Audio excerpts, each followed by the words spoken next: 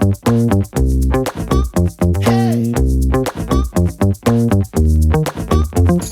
ladies and gentlemen, welcome to another episode of Golf and Politics. Today it's just me, and we're recapping the 2024 election. It was an historic night. I'm doing this episode by myself. I mean, Rob, he texted me this morning, and he said, there's not really much for me to add. Donald Trump's going to be the most powerful president in the history of our country, and I think there's some truth to that, and we'll get into all of that. Tuesday night was indeed shocking. There's no other way to put that. Now, we did an election preview show. We made predictions. I predicted 312 electoral votes. However, I was not bullish on that prediction. I was not making a bet in Vegas on that prediction. I was hesitant to even say that into a recording device for people to see it because I thought there was a chance that Donald Trump could lose. I thought this was going to be an incredibly close election. I thought that Trump had some momentum, but I thought he was going to barely eke out one or maybe two victories in the northern wall to get the victory. I was being a little bit optimistic when I predicted 312, and I also predicted that he would not win the popular vote. So I didn't believe that was going to happen, and so I was shocked as everybody else on Tuesday night. And I think Donald Trump's staff was even shocked at how he rolled on Tuesday evening when the votes were counted. We knew fairly early on that he won and his coattails were long. And I think that most of us believed that we wouldn't know until Thursday or Friday who the president was going to be. I thought we were fairly confident that Republicans would take control of the U.S. Senate because of the favorable map of Montana and West Virginia were easy flips for the Republicans. But holding the House, that was in question. And like I said, I don't believe anybody thought that Donald Trump would win the popular vote. So let me just say this, first of all, to my Republican friends. Yes, we have 53 seats in the Senate. Yes, we held the House. Donald Trump clearly has a mandate. I don't think it's time to spike the ball. And even though Rob makes a great point that Trump's going to have unprecedented power as the 47th president of the United States, it's not time to, yes, celebrate. We'll have the inauguration. We should celebrate the victory, sure. But spiking the ball, it's not time for that. It's time to govern. There are real issues that need to happen. This is not like a football game where your team wins the Super Bowl and you go and you have this ticker tape parade and celebrate and then just go back to everything being normal. Elections have consequences, and there are things that need to be done to move this country forward, and your participation doesn't stop with just who you vote for. There's going to be a lot of issues that are going to require a lot of people putting time and effort in to get those issues across the finish line. Just because Republicans control everything doesn't mean that Republicans think the same way about everything. There will be difficult fights ahead. And frankly, I think that Republicans need to lay down some of their internal battles. If we've seen how the Republicans have functioned in the House of Representatives over the last 2 years in particular, I mean, we're just always one vote away from the speaker being vacated by a group of people that don't like him anymore. And so we can't have that kind of dysfunction in our caucuses and in our party if we're going to getting things done. And I would say this to the centrists and moderates that exist in the Republican Party. It should be pretty clear to you that there's a mandate from the American people to govern as conservatives. But I also say this to the far right. It should be very clear to you that you can't be purist on every single issue. Not every Republican is going to get everything that they want out of every piece of legislation. If we are going to have real victory, it's not just at the ballot box. It's going to be through legislation that if it's about making America great, then you're going to have to get legislation passed, and we're going to have to get along together as a party and have some unity to get this done. So, to my Democrat friends, I just want to say to you, I hope that we can continue being friends. I mean, I turn on social media, and I have dozens of liberal friends that apparently I am no longer their friend since I voted for Donald Trump and supported his campaign. And I think that's sad, and I just really hope, and look, there's plenty of this that is problematic on both sides of the aisle. We treat people with such disrespect when we disagree with them about who leads. We have to remember that one person's opinion is not better than another person's opinion. And who we choose to vote for, that's our right as Americans. And I had somebody I saw on social media that said that a vote for Trump was a vote against me. And I think that's just a level of arrogance that I'm hoping that we can put down. I think it's absurd that we lose friendships and that we divide families.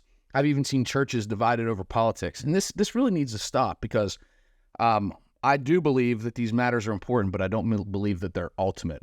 So I want to show a clip here. This is J.D. Vance on the campaign trail. And I just want to put this out there for everybody. I think there's some wisdom in this. Even if you hate J.D. Vance's guts, please listen to what he has to say. I get too personal all the time, but one of the things I've seen, especially from some of my wife's friends and some of my friends, is if they disagree with us on politics, sometimes they'll get very personal about it. And if you're discarding a lifelong friendship because somebody votes for the other team, then you've made a terrible, terrible mistake, and you should do something different. Like, don't cast aside. Like, most of my family obviously is going to vote for, Donald Trump and J.D. Vance, and if they're not, actually, I need to talk to them. But I've got friends who like me personally, acquaintances who aren't necessarily going to vote for me. That doesn't make them bad people. And we can't, this is my most important advice, whether you vote for me, whether you vote for Donald Trump, whether you vote for Kamala Harris, don't cast aside family members and lifelong friendships. Politics is not worth it. And I think if we follow that principle, we'll heal the divide in this country. Thank you, man.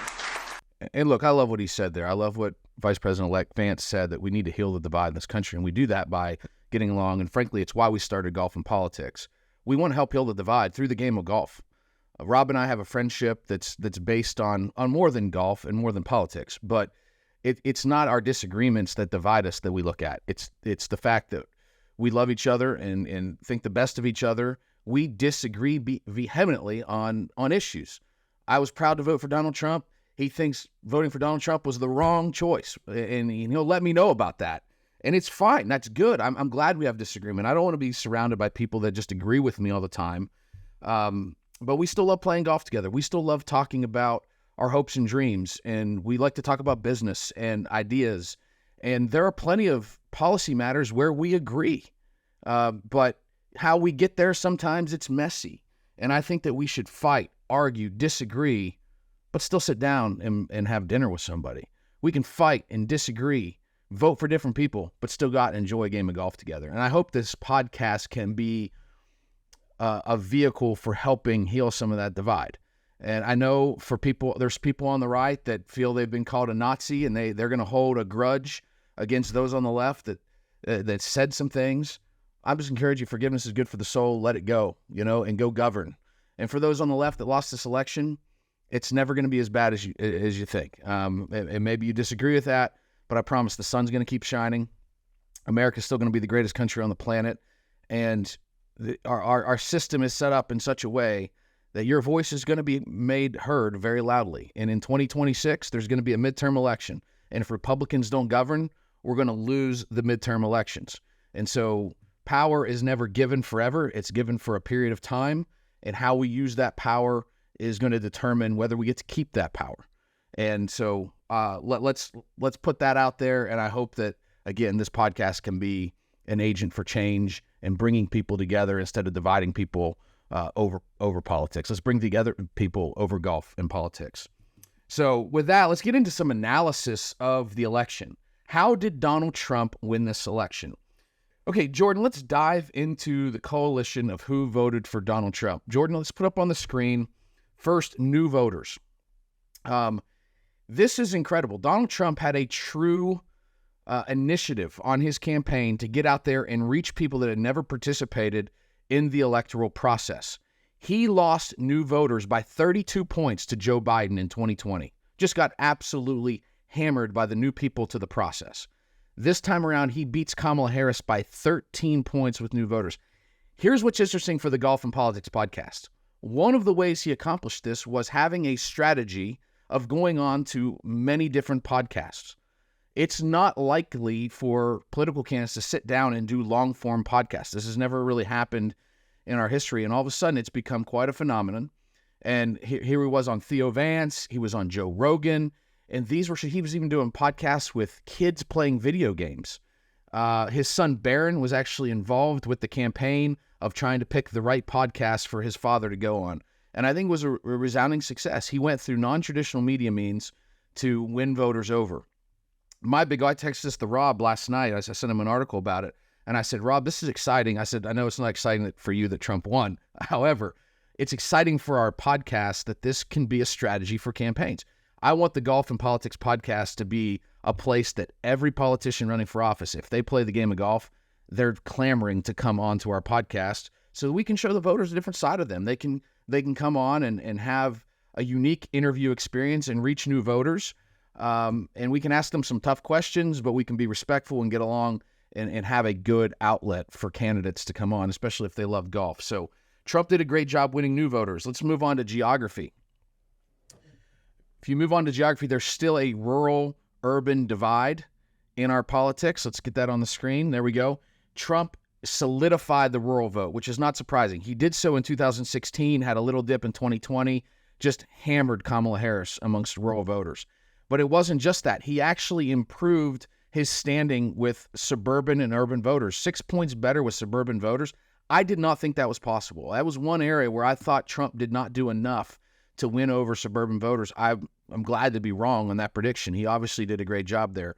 He won suburban voters this time over Kamala Harris, which is shocking. And then in the urban areas, he held his ground.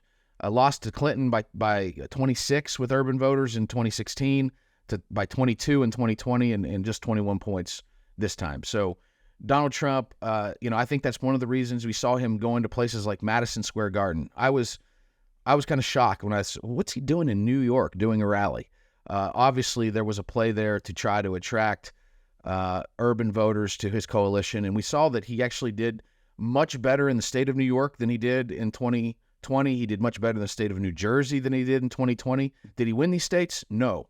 But nobody had it on their bingo card that he was going to lose New Jersey by only 5 points. So I think he did a good job there of reaching into some of the urban centers. Let's move on to age. This is another shocking category that I think is going to cause Democrats to do some real soul searching after this election and figure out how they correct this. Massive improvement. Trump did 15 points better than he did in 2020 with new voters, 18 to 29, young voters. Still losing them, but to only lose them by 11 is pretty incredible. If you look at 30 to 44, he lost to Biden by 6, only lost to Harris by 1. Increased his vote share with voters 45 to 64. And I guess I'm kind of shocked that he held his ground with voters 65 years and older. That's the one area that he did not improve on. Actually got 5 points worse with voters age 65 plus. But absolutely did a good job of reaching some younger voters. Let's move on to education. This is the area where the Democrats have become the party of the educated class. Let's look here. White voters that have a college degree. This is an area where Trump did worse. Kamala Harris did 4 points better than Joe Biden. White voters with no degree, that's pretty much holding his serve. The same kind of margins that he had in 2020. But if we look here, this is where it starts to get interesting, and we're going to talk about education, gender, and race here. Voters of color that have a college degree, he did 10 points better in 2024 than he did in 2020. And then when you look at voters of color with no college degree, this is where there's a massive shift going on that we're going to get into within the Republican Party and the remake of Trump's Republican Party. Only plus 30 for Harris of voters of color with no degree. This is a massive shift, okay? White women with a college degree, this is where Kamala Harris did the best, which is not surprising. Her main message to white women that had a college degree was abortion. That's what she talked about significantly. So it's not a surprise that she almost doubled her margins with that voting group over Joe Biden. And then white women with no degree, that stayed similar. White men with a college degree stayed similar. And white men with no degrees, that stayed similar. So really where we saw the big shift was with minority voters. And we're going to get into that a little bit more. Let's move on to gender real quick. You know, there's plenty of people that said if you voted for Donald Trump, you hated women, yet a lot of women still voted for Donald Trump. He only lost to Kamala Harris by 8 points. He actually made improvements with women voters over 2020.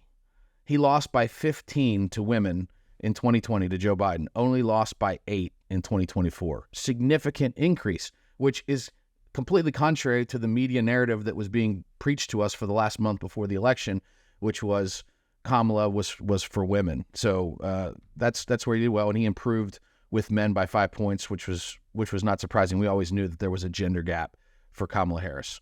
Move on to race. This is another interesting dynamic of this coalition that was put together for Trump. I mean, there's this notion that Donald Trump's a racist. And I'm sure there are people, if Rob was on here, he would say, yes, he's indeed a racist. And he would argue with me on that. And we can have that argument.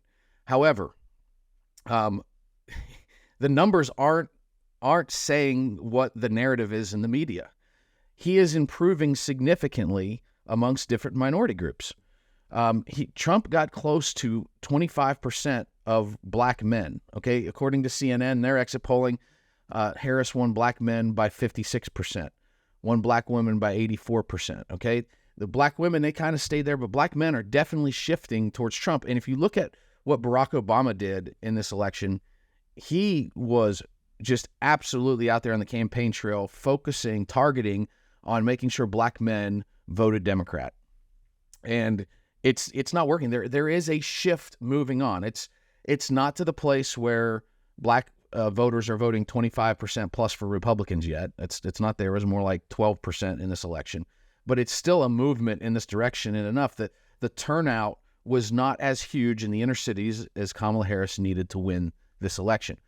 Latino voters, plus 12 for Trump amongst Latino men. He beat Kamala Harris significantly amongst Latino men. So I don't know. As a Republican, I'm getting sick of being lectured about your rhetoric on border security is racist. Well, according to Latino men, this message is winning, and I think a lot of it is because Donald Trump doesn't go and treat Latino men like a voting bloc. He just goes and talks to them about the issues that are affecting them, and I think we're seeing that. We're even seeing a massive improvement with Latino women, where he lost to Joe Biden by 39 points amongst Latino women and only lost to Kamala Harris by 22. So clearly a move in the right direction if you're Donald Trump, and there's a clear a new makeup of the Republican Party under Donald Trump. And I guess the question I have for my Democratic friends is, why did Trump improve with these groups? And I think an unlikely person here is the one I think that hit the nail on the head for the Democrats was Bernie Sanders yesterday. Frankly, I disagree with everything Bernie Sanders said, or all of his policies on how to fix problems. But he did say this. He said Democrats have abandoned working class Americans. And I think there's some truth to that. And even if Democrats will say that they don't believe that they have, the perception is that they've abandoned working class Democrats. And I think that's where some of the problems are for Kamala going forward. Let's show a quick clip too. Jordan, let's cue up the clip of CNN talking about Harris's performance and where she improved compared to Joe Biden in 2020. Again, underperforming the president in places. So you asked, are there any places that the vice president is overperforming Joe Biden in 2020? So we could show you that as well. We just bring that out here. Harris overperforming in 2020. Holy smokes. There you go. So let this go away and see if there's anything on the east side there. Literally nothing? Literally nothing. Literally not one county? By 3% or more. At least in the county right now. And so you come in full county there. So there you see, but that's states, yeah. So in counties, in 58 counties. We just showed Donald Trump was over 1,000 counties of the 4,600 counties and townships across America. So if you do the full county level, there's where you see Harris at the moment. Again, there might be more out here in the West Coast, possible one or two more as they finish the count here. But in the states that matter, again, I just showed you all those Trump counties. In one county in battleground Pennsylvania, she's outperforming President Biden by 3%. Fascinating. So in 0 states across the country, did Kamala Harris outperform Joe Biden? She just didn't do it. And if you look at the county level, it's just a very small handful of counties that Kamala Harris did better than Joe Biden. And I think that part of the issue here is there's a book. Let's put up on the screen here. A book I want to recommend to anybody that cares about politics and wants to understand how the Republican Party is changing and how there's a realignment in the parties. I want to recommend reading Party of the People by Patrick Ruffini. I've met Patrick before. I am not personal friends with him. I don't know him real well, but he is somebody that we ought to reach out to on this podcast and get on the show to talk about his book. This book blew my mind. When you start looking at the populist coalition that Donald Trump has been putting together, it's fundamentally changed. And I mean, if you look at states like West Virginia, Rob gives me a hard time because I always bring up West Virginia and the Ohio Valley where we're from. And but it's relevant to the discussion. This is an area, this is a state, West Virginia, that voted historically Democratic for generations. For 80 years, West Virginia voted Democratic. And it was a labor union state. Donald Trump got over 70% of the vote in West Virginia. 2000 was the first year I ever voted for president. West Virginia shocked the world when West Virginia voted for George W. Bush over Al Gore by the narrowest of margins. 2004, West Virginia was a battleground state. And now it's a state that's voting over 70% for Donald Trump. A white billionaire from New York City is the champion of the working class voters. And it's not just white working class voters that are coming into the Trump coalition. It's all working class voters, whether they're white, whether they're Hispanic, whether they're black. They're Asian. They're all moving towards the Republican Party if they are a working class person. The only group that the Democrat Party is making gains with is white, liberal, college-educated voters. Outside of that, they're not gaining ground. And so that's what's really interesting about all of this. And this is why Trump has a mandate to govern. Can he get it done? You know, can he take this new coalition and leverage that to get things done? That's yet to be seen. I mean, I think it should be said, and this isn't critical of President Trump, in my opinion, but the first term at times was a circus. And I'm not putting all that blame on President Trump. I mean, there was the question of whether or not he was a legitimate president when he first got elected. You know, the Russia collusion. We heard a lot about that. He was impeached during his first term. He had a Speaker of the House in Paul Ryan that did not get along with him. He had a leader in the Senate, Mitch McConnell, that didn't get along with him. John McCain, who had a lot of sway in the Senate at the time, was the deciding vote on the Affordable Care Act when they tried to repeal it. So, I mean, he had a lot of legislative hiccups. He had a lot of staff turnover. He had people that he put in positions that, you know, didn't gel with him. Some will say it's because they weren't loyal enough. But bottom line is he knows the system now. He has no excuses. There's a clear mandate at the election. So we'll see how he governs with this new coalition. Further, why did President Trump win? I think that another reason he won was not on social issues in general. I think that abortion was a winning issue for the Democrats. Frankly, I am 100% pro-life, and I'm proud of that position. So I'm talking purely as a political tactician here. The Republican Party has governed to the right of their own base. If you look at any survey across the country, and let's just look at Republican primary voters, if you will, most Republican primary voters, about 70%, are pro-life with exceptions for rape, incest, life of the mother, okay? There's about 10 to 15% of Republican primary voters that are for abortion being legal in all cases.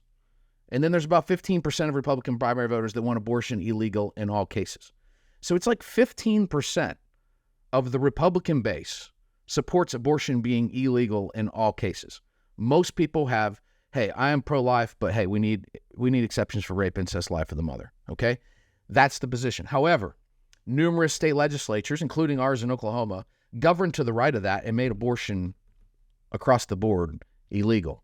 And frankly, we gave Democrats a great issue by governing beyond our own base. And that's why we've seen states that even in this past election that voted for Donald Trump, they had an abortion amendment on their ballot, and the abortion amendment passed. In Kansas, just to the north here of Oklahoma, it's a fairly conservative state, they passed a constitutional amendment protecting a woman's right for an abortion. So did Ohio last year in 2000. Was it last year? I can't remember if it was 2 years ago or last year. It must have been last year.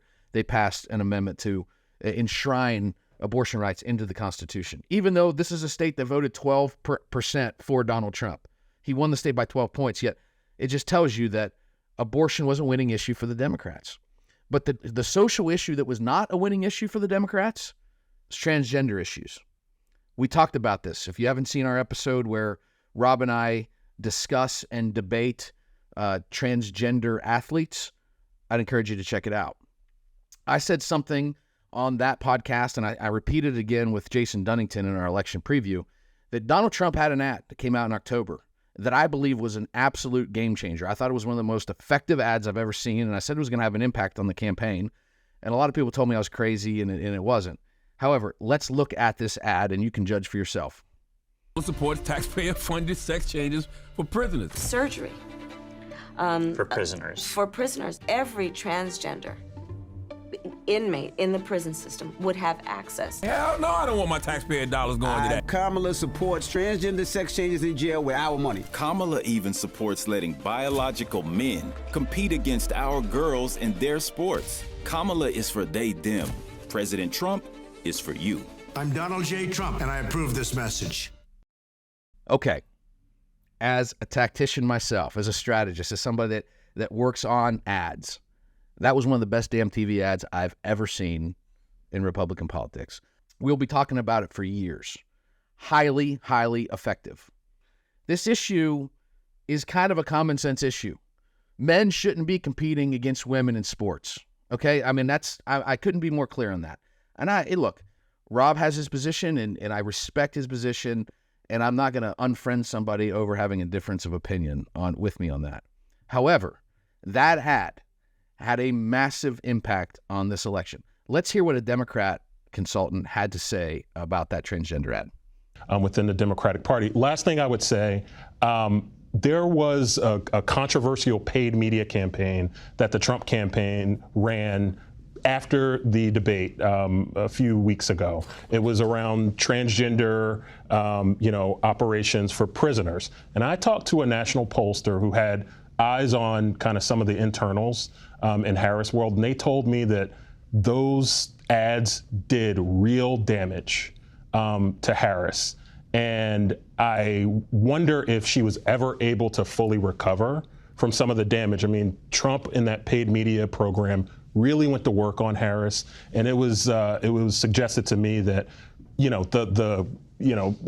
what we assume was her coming back from some of those difficult public, coming back from kind of a low point a few weeks ago, was not completed. Like she had a deficit to make up because of the work that the Trump campaign did in those paid media attacks in October, and that was something that a national pollster said to me. Look, I mean, it was interesting for multiple reasons. One, there's an argument made before the campaign that, how important is paid advertising in a campaign for president of the United States where so many voters' opinions are baked in. And I'll just tell you, that one clearly had an impact. There was a momentum shift on that one. And I think there are people that maybe don't like Donald Trump. Maybe they think he's a narcissist. Maybe they think that he's a liar. Maybe they think that he's a threat to democracy. But they're fathers and mothers that have girls playing sports, and they don't want to see that happening. And this, to me, this is an issue. And Rob and I talked about this, and I respect Rob for holding his ground. I said, Rob, if the Democrats would just let this one go, they'd win the national election. I said, these are the kind of issues that if they just let it go, I think that they can overcome some of the other challenges they have, and they'll win. And to Rob's credit, he's like, hey, would rather lose than give up the moral high ground. And that's fine. But at the end of the day, that had an impact. But ultimately, I don't think it was just one ad. I don't think it was targeting just one demographic group. Honestly, I think President Trump won this election. I think President Trump got elected the first time. I think he got more votes in 2020 than any other candidate for president of the United States other than Joe Biden in the history of our country. Got in 2020, I mean, it was 75 million votes or whatever it was. And then to win the popular vote here, I believe that he won, and his whole political career is set up on his authenticity. He is one of the most authentic candidates to ever run. Now, I can hear Rob just berating me right now for saying that, okay? Well, think about this. His authenticity is a major turnoff to the left. Sometimes it's a turnoff to me, just because I am of something, I get it. Look, most people running for office aren't Donald Trump. And so I'm always telling my candidates to stay on message, You know, some thought comes in your mind, just keep in your mind and keep moving on. Donald Trump doesn't do that. What did Corey Lewandowski say in 2016 when he's running the Trump campaign? Brilliantly said, let Trump be Trump. Put that on a whiteboard in their campaign headquarters. He's authentic. And while his authenticity is a major turnoff to millions upon millions of people, while his authenticity leads him to say things like, man, you should have seen Arnold Palmer in the shower back in his days. You know, like he says some things that are ridiculous. However, you can't argue with the fact that the guy is absolutely authentic. He is who he says that he is. And that authenticity is what's allowed him to create a base that's absolutely immovable. And that immovable base is important in presidential politics. Okay? So with that, let's look at a clip here from Dave Chappelle. I think this comedian, Dave Chappelle, had some of the most accurate analysis of what makes Trump Trump and what makes his voters tick. Let's show the clip, Jordan. He's what I call an honest liar. That first debate, I've never seen a white male billionaire screaming at the top of his lungs, this whole system is rigged, he said. And across the stage was a white woman, Hillary Clinton and Barack Obama, sitting over there looking at him like, no, it's not. I said, now wait a minute, bro. It's what he said. And the moderator said, well, Mr. Trump, if in fact the system is rigged, as you suggest, what would be your evidence? He said, I know the system is rigged because I use it. I said, God damn. No one ever heard someone say something that true. And then Hillary Clinton tried to punch him in the taxes. She said, this man doesn't pay his taxes. He shot right back. That makes me smart. And then he said, if you want me to pay my taxes, then change the tax code. But I know you won't, because your friends and your donors enjoy the same tax breaks that I do. And with that, a star was born. No one had ever seen somebody come from inside of that house, outside, and tell all the commoners, we are doing everything that you think we are doing inside of that house. They just went right back in the house and started playing the game again. Dave Chappelle calls Donald Trump an honest liar. Now, I'm not going to call Donald Trump a liar. I'm sure Rob would. Rob has. But, you know, there's a lot of truth to this. Look, I hear it all the time. How can evangelical Christians be all in for Donald Trump? I mean, let's be honest. He's got a background that doesn't exactly endear him to a lot of evangelical Christians across our country. He's a rough and tumble businessman from New York, and he's never claimed to be a saint. Christians aren't voting for a pastor. They're voting for a leader, voting for somebody. And I get it. Hypocrisy abounds on both sides. This is the same group of people that said Bill Clinton was unfit for office because of his sexual escapades. They do turn a blind eye to Donald Trump's sexual escapades. I get it. It's fine. Hypocrisy abounds on both sides.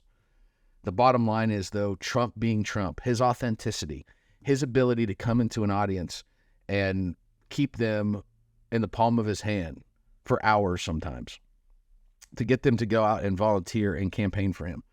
He's unbelievable. He's the only endorsement that matters in Republican primaries right now. You get Donald Trump's endorsement, you got a 99% chance of winning. I don't care if you're an unknown candidate. Donald Trump's brought a lot of people into public office because of his dynamic personality and his immovable base. And I think it all stems from him being authentic. Now, here's what I want to tell candidates that are listening. Don't try to be Donald Trump.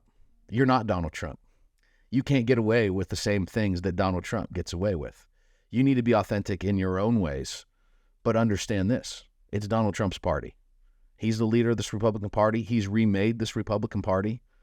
And whether you like it, dislike it, it's the facts. This is Trump's party. He's now in control. Rush Limbaugh, somebody that conservatives hold up as an icon. He said it best in 2015 when Trump came on the scene. He said, Trump is not a conservative. He's not ideological. Yet, Rush Limbaugh, who never really endorsed candidates on his show, that was listened to by millions of people every single day, he was all in for Donald Trump. Even though Donald Trump was not the most conservative candidate in the race for president in 2016, when there was all those men on stage running for president, there was numerous candidates that were more conservative than Donald Trump. Ted Cruz, Marco Rubio, Jeb Bush, all had more conservative bona fides and more conservative positions than Donald Trump. So why was the conservative radio talk show host for Donald Trump? Authenticity. It's a business. He used to say he's just a businessman who loves America. He's willing to fight for America. And that's what led to Trump's victory. I want to show a clip from 1988. And I know there's a lot of hand-wringing going on today from people that did not vote for Trump.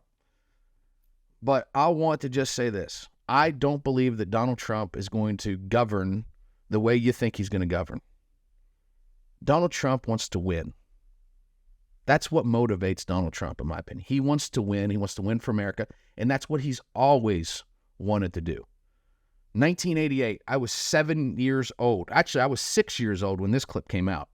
In the spring of 1988, Jordan, let's show the clip of Donald Trump on the Oprah Winfrey Show many, many years ago. Took out a full-page ad in major U.S. newspapers last year criticizing U.S. foreign policy. What would you do differently, Donald? I'd make our allies, forgetting about the enemies you can't talk to so easily, I'd make our allies pay their fair share. We're a debtor nation. Something's going to happen over the next number of years with this country, because you can't keep going on losing $200 billion, and yet we let Japan come in and dump everything right into our markets and everything. It's not free trade. If you ever go to Japan right now and try to sell something, forget about it, Oprah. Just forget about it. It's almost impossible. They don't have laws against it. They just make it impossible. They come over here, they sell their cars, their VCRs, they knock the hell out of our companies. And, hey, I have tremendous respect for the Japanese people. I mean, you can respect somebody that's beating the hell out of you, but they are beating the hell out of this country. Kuwait, they live like kings. The poorest person in Kuwait, they live like kings. And yet they're not paying. We make it possible for them to sell their oil. Why aren't they paying us 25% of what they're making? It's a joke. This sounds like political presidential talk to me, and I know people have talked to you about whether or not you want to run. Would you ever? Probably not.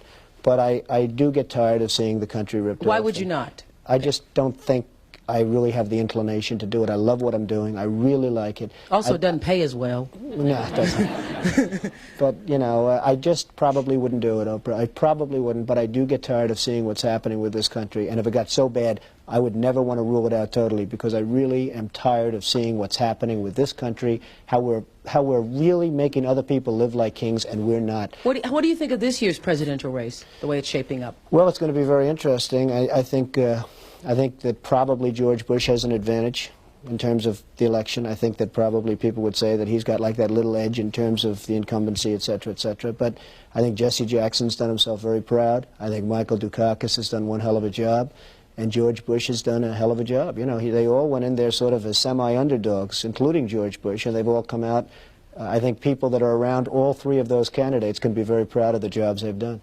You've said, though, that if you did run for president, you believe you'd win. Well, I don't know. I think I'd win. I tell you what, I wouldn't go in to lose. I've never gone in to lose in my life. And if I did decide to do it, I think I'd be inclined. I would say that I would have a hell of a chance of winning, because I think people, I don't know how your audience feels, but I think people are tired of seeing the United States ripped off. And I can't promise you everything, but I can tell you one thing. This country would make one hell of a lot of money from those people that for 25 years have taken advantage. It wouldn't be the way it's been, believe me. Wow.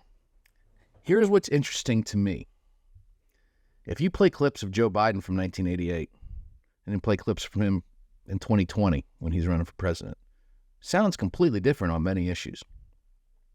I really believe that what he said there on the Oprah Show 36 plus years ago was the foundation for why he decided to run for president in the first place in 2016. It's the foundation for the agenda. It's the foundation for the slogan, "Make America Great Again." Okay, this is what he wants to accomplish. I don't buy into this Project 2025 nonsense that the Democrats talk about. Trump numerous times has had nothing to do with this. I believe Donald Trump wants to get some key wins. I think he wants to get some wins on trade. I think he wants to get wins on securing the border. I think he wants to get a win on making his tax cuts permanent. I think he wants to see the American economy flourishing. I think he wants to see manufacturing jobs back in the United States. It's up to him now. It's up to him, the Republicans in the Senate. It's up to the House of Representatives, Mike Johnson, Speaker Mike Johnson, and the Republicans that should maintain control of the House. It's time to govern, and it's time to accomplish some common sense shit. Okay, I'm just going to be real blunt about it. The Republican Party needs to become the party of common sense shit. Secure the border, lower taxes, strong middle class, bring jobs back to the U.S., and like Trump said, let's quit getting ripped off. That's what it's all about. Holding this coalition together, governing, that means winning. It's not just about the election in 2024. Donald Trump, in order to win in Donald Trump's mind, it's not just about winning on Tuesday night. It's about winning the midterm elections. It's about setting up a foundationally different Republican Party for a generation. I think it's why J.D. Vance, which turned out to be a great pick for Donald Trump. I think that's why J.D. Vance was picked to be the vice president, to be the heir apparent to Donald Trump, somebody that can intellectually articulate this conservative-leaning populism that Donald Trump has brought onto the scene. Buckle up, ladies and gentlemen. It's about to get real. Republicans have to govern, and that's not always easy, and some people are not going to get everything they want. That's okay. Let's just move the ball forward in this country. Let's get some wins. To my Democratic friends, I love you guys. I really do. And I'm glad we won the election. But I understand your frustration. I've been on the losing side of plenty of elections doing this, and it always sucks. So I feel you. I won't be somebody that's spiking the ball. I want to go have lunch with you. I want you to come over to my house and have a drink. I want you to come play golf with me. And I want this country to be better. And I want us to disagree, and I want us to fight, but I want us to still be friends. So I'm going golfing today. I need to get out and golf.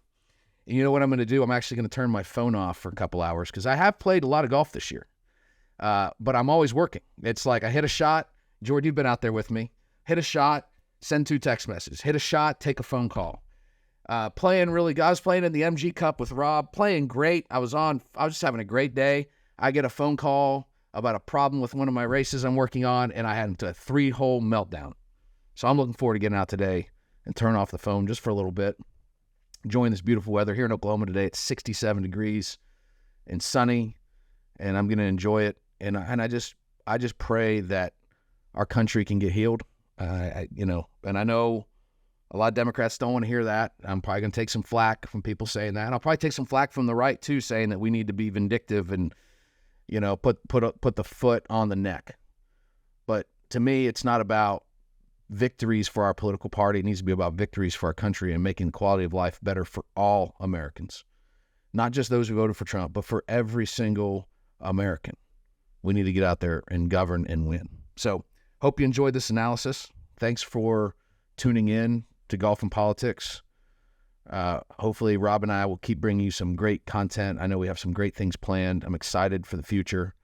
And I'm humbled too. I got numerous people that texted me and said, wow, you predicted it right on election night. And I'm always humbled that you took the time to listen to our podcast. Thanks for doing that. Check us out on social media, Instagram, Facebook, Golf and Politics, on Twitter, not Twitter, X, at Golf Politics Pod, and on TikTok. I'm so bad at the TikTok, Jordan. I'm going to need you to work with me at golf.politics. I continue to not be, every time I go on TikTok, I have no idea what I'm doing. And I'm too old to be on TikTok, I guess. So I'm going to need to figure that one out. But more importantly, go on YouTube, subscribe to our YouTube channel, download our podcast anywhere that you get podcasts for audio. And again, thanks for listening.